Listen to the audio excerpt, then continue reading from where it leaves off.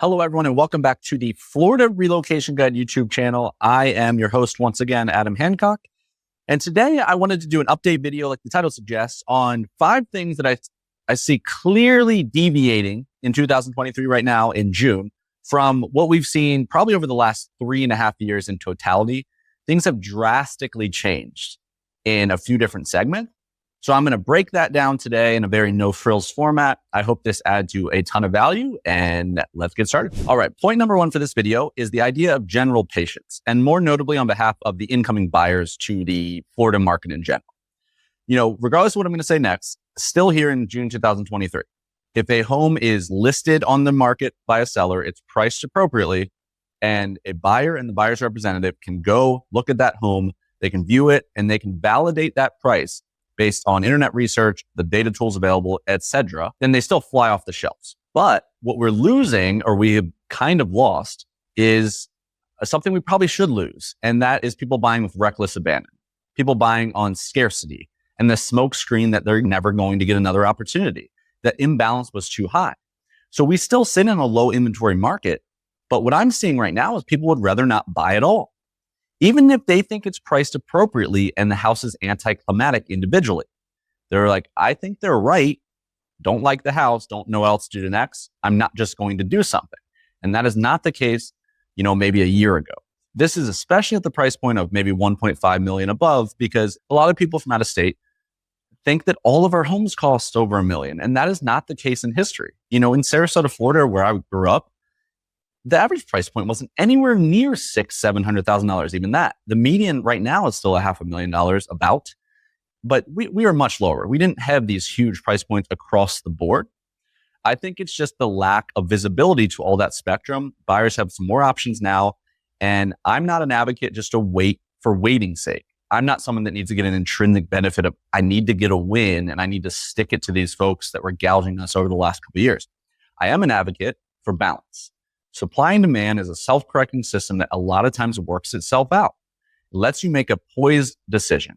If you don't have to rush and it's priced appropriately, then the right people find it and they should be able to make a decision that is appropriate. And that's the way things should work in a balanced market. So that's my point number 1. Okay, point number 2 is the idea that recently neighborhoods, I think, are winning out a little bit more than macro geographies in general. And let me unpeel that just very quickly to explain it so it's not too vague. Typically with people, when they relocate, they'll start right up, notably so, in a city. They'll get there to a general part of that city, and then they'll identify neighborhood. But what was happening in the last couple of years is they still did that same thing, and they honed in. Typically, everybody loves one particular neighborhood. If this neighborhood hits your criteria, you don't have 5 on your list that you think are equal. Well, a lot of times, if people got priced out, the home build, the new construction build took 18 months to build. I'm like, I can't wait for that. It just doesn't work. They lost a highest and best bid where they had to eBay style bid against other folks.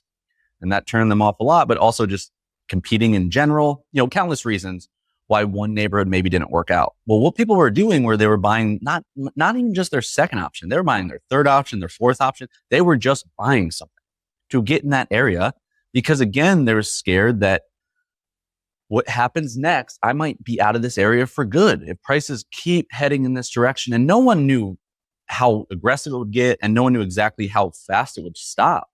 I think that surprised everybody on just the timing of all of that kind of thing. We're not seeing that anymore, in my opinion. We're seeing people that fell in love with the neighborhood, and again, it has to work for your criteria, but fell in love with the neighborhood, and are trying to navigate that. They're waiting to navigate what they actually want. They want their number 1 option.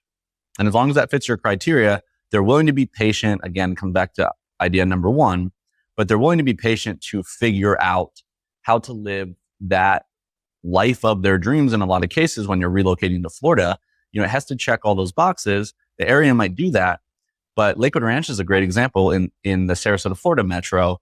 It's 50,000 acres. There's 35 plus neighborhoods. The depths of where these neighborhoods are based against each other changes the complexity 100% of the day-to-day lifestyle. So you just having to go 18 minutes north of your original dream option because of logistics or timing or some nonsense like that wasn't ideal. I saw a lot of buyer regret that happened pretty soon after. And we're seeing people navigate the neighborhood game a lot more than the master plan community as a whole. All right, number 3 on the list is the idea that one area in a city is no longer dominating the whole conversation. And what I mean by that is typically every metro in the state of Florida, for the most part, has one area that really, really stands out. Lakewood Ranch to Sarasota, Florida. Downtown and 3rd and 5th and Aqua Lane Shores and that beach frontage to Naples, Florida. You have Hyde Park and Ballast Point and all this area to the downtown Tampa metro, Wesley Chapel recently as an affordable suburb, downtown St. Petersburg, on and on and on. Well, the last couple of years with how crazy the real estate market was, people, they were going after the main area and then everything else was an offshoot. The reason why, in my opinion, is you need to spend a significant amount of time if you're going to move your entire family across the country. You need to spend a significant amount of time to see what else is out there. And a lot of the best parts of town are vague because Lakewood Ranch, Florida, and a master plan like that, number one master plan in the United States, it looks like it does online. It's easy. You get there, it looks exactly like it does online. People get romantic about it because it looks lovely. A lot of the best parts of the 2-county conversation that Lakewood Ranch exists in were already built, or they're built new construction amongst current parts of town.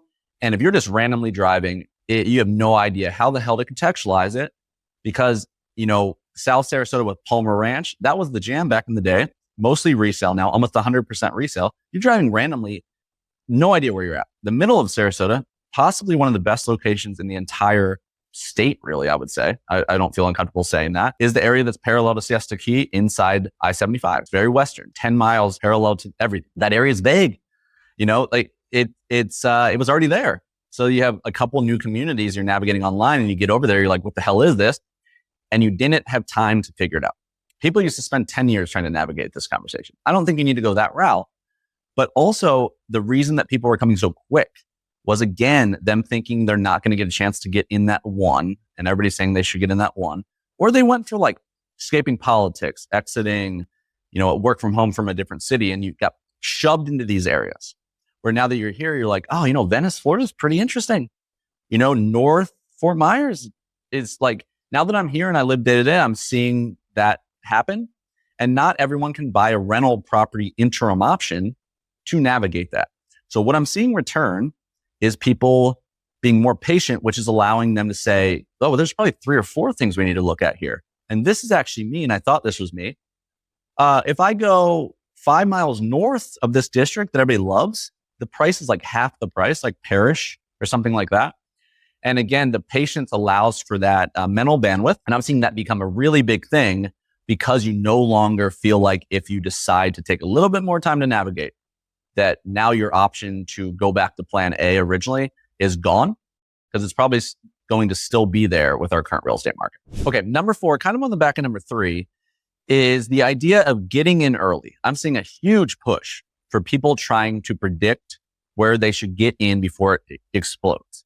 Because the biggest fear in the world to a lot of people is that idea of what happened 10 months ago or so, where you had this huge ramp up. The people that bought at the absolute apex of that ramp, where we maybe should have never gotten to those price points in history, and maybe very conceivably in our lifetimes may not return to anything like that. People are terrified of that. So the maturity of areas almost is less appealing to a lot of folks. They're trying to figure out what's going to go next. Like all the rumblings of, Lakewood Ranch Jr. or the, East Sarasota, or what's going to happen to northern Naples, where Mercado is, and Estero, and the expansion of school districts, and these future ideas. People are trying to figure out what they could grab early, where they could get in early, and they're willing to take risk on the front end because the idea of getting in early originally and historically really was it came at a price discount.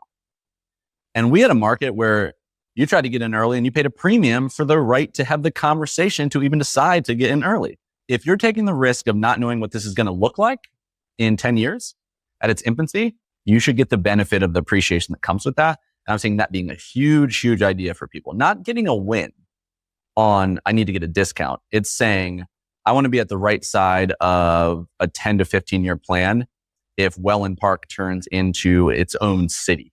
If Parrish becomes another Lakewood Ranch. I'd rather be there in 2023 when that happens in 2027. All right, number 5 on the list is a little outside the box, but I just want to throw it out there as we summarize. And that's the idea of simply buyers coming to the state of Florida, in my opinion, are getting very tired of being chased and marketed to, maybe even exhausted by it. Every single day I get an email that contradicts itself. Appreciation is here to stay, never going anywhere. This is so stable. And then there's 50 amateur economists on YouTube saying the market's in crash, and they're doing a video every single day about this is terrible, this is awful. And you're sitting back to yourself and you're saying, well, the article that appreciation's here for life and there's never been a better time to buy is being put out by the National Association of Realtors. That makes sense. And then, the guy that's monetizing something that has nothing to do with real estate sales is monetizing digital products, or YouTube's paying them for the ad dollars on popular financial topics are the doom and gloom guys. And when there's probably not enough changes in the market day to day, honestly, that in a macro sense affect anyone, where you could physically come up with a video every single day. So it's just the credibility in general. And you can say what you say about me, but I'll explain this thing in a second. But the credibility in general, I think, is weaning for people. And it's making people be closed off. Where I think the appropriate way to do things would be to have valuable information that you can seek out on your own. You could watch at your own leisure. You could see if you resonated with it, but then take that and all these uncontrolled sources and make your own decision, but have enough patience and time to identify someone you resonate with, seek them out, and find a partner to work with where it's 2 people, 2 + 2 = 7, not 4, in a system that is driven by the buyer who's actually buying the home. All the third parties and all the information, I feel like that should be available for someone to seek out and navigate on their own. And then they could have help navigating it if they so choose to. And that, in essence, is exactly what my mission statement at the Sunshine State Company is really. So this is a shameless plug. I try to create what I'm seeing. I try to relay what a lot of smart people that work with us also feel.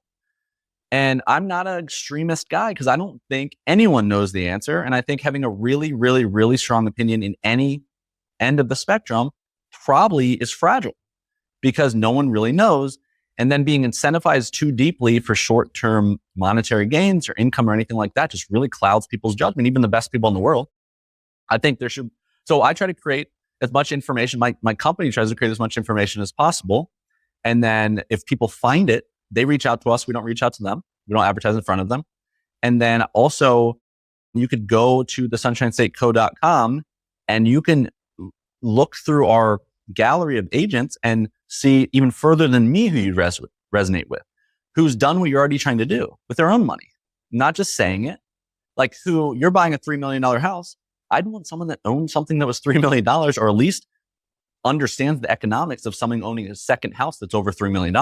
And a lot of times I think the buyer knows a lot more than the representative because of life circumstances and economics and all that kind of stuff. So I just wanted to throw that out there, regardless of if you're like, well, easy for you to say. I do think if it's me or it's not me or anyone else, valuable libraries of information that helps a buyer better navigate the conversation of purchasing in 2023. And before they speak to a representative, which is only going to make them more educated in working with that representative, I think is where at the end, when this is all said and done, I think that's where the whole market's going to be. All right, my friends, that is a wrap for today's video on the Florida Reload Guide. I hope these 5 items added you a ton of value. If they did, please consider subscribing, liking. Once again, my name is Adam Hancock. If you're looking for any real estate assistance across the entire state of Florida, we have an unbelievably unique team. We have an experience for probably anything you're trying to go through or any walk of life. We have someone that mirrors that pretty closely. So we have kind of a matchmaking element. You can even matchmake yourself right on our website, thesunshinestatecompany.com, about our people. You can see just what I mean there. But we would love to assist regardless of your timeline. So please consider reaching out in the many ways we have to do so. And finally, that same website, thesunshinestateco.com, we have free resources. We have tools. You can see the other things that happen that aren't on this channel. We have conversational podcasts that I do in a different format. We have luxury condominium, intimate breaks down with like a personal touch directly from the building developer. a myriad of different things. Please check out that website and navigate that at your leisure. Thank you guys so much for watching today's video. We'll see you on the next one.